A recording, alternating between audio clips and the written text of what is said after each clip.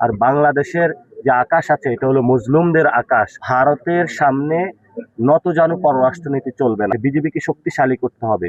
মুজিব নামে 40 বছর বয়স্ক আমাদের এই বাংলাদেশি এক নাগরিক, যার কর্মসংস্থানের সুযোগ ছিল না, তার ফ্যামিলির জন্য মাছ ধরতে গিয়েছিল। সে মাছ ধরতে যাওয়াটাই তার জন্য কাল হয়ে গিয়েছিল। তাকে ভারতীয় একটা খুনি বাহিনী আছে, তার নাম হলো বিএসএফ।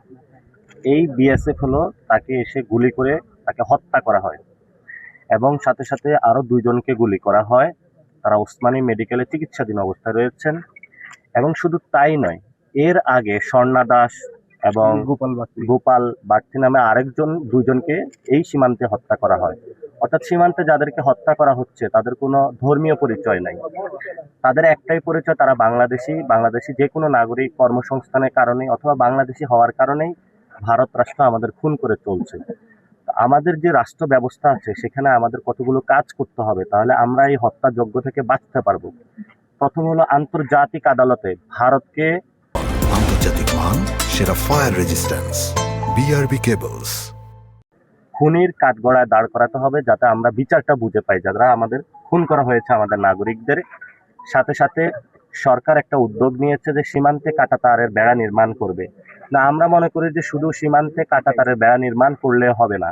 আমরা যে এলাকায় এখন আছি এখানে ভালো একটা হাসপাতাল নাই, ভালো স্কুল কলেজ নাই, ভালো কর্মসংস্থানের অভাব নাই।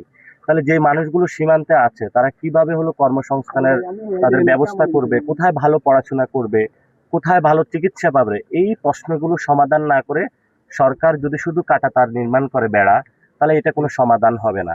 দ্বিতীয়ত একটি বিষয়, সেটা হলো ভারতের সামনে নতজানু পররাষ্ট্রনীতি চলবে না। আমরা একটা শক্তিশালী পররাষ্ট্রনীতি চাই, যেটার মধ্যে আমরা মর্যাদার ভিত্তিতে বাংলাদেশের নাগরিকদের নিয়ে দাঁড়াতে পারবো।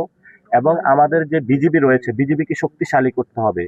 বিজিবিকে মডার্ন যে উইপেনগুলা বা অস্ত্রগুলা রয়েছে সেগুলো দিতে হবে। তাদের পেট্রোলিং কারের ব্যবস্থা করতে হবে, তাদের সেখানে পেট্রোলিং হাউস নির্মাণ করতে হবে, তাদের বেতন কাঠামো বাড়াতে হবে এবং তাদের প্রতি যে পিলখানার যে একটি নির্মম হত্যাযজ্ঞ হয়েছে সেটার বিচার করতে হবে। তাহলে সীমান্তে আমরা একটি শক্তিশালী বাহিনী পাবো।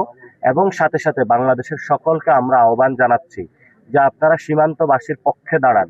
সীমান্তে যদি কোনো পুশিন চলে সেখানে তা প্রতিহত করুন। আপনাদের যা যা আছে ঘরে সেগুলো নিয়ে আপনারা দাঁড়িয়ে যান।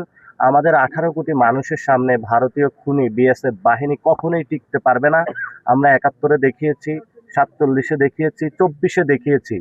যদি ত্রিবেদী মনে করে যে ভারত এবং বাংলাদেশের আকাশ সমান, এটা সমান নয়। ভারতের আকাশ হলো খুনি সাম্রাজ্যের আকাশ, আর বাংলাদেশের যে আকাশ আছে এটা হলো মজলুমদের আকাশ।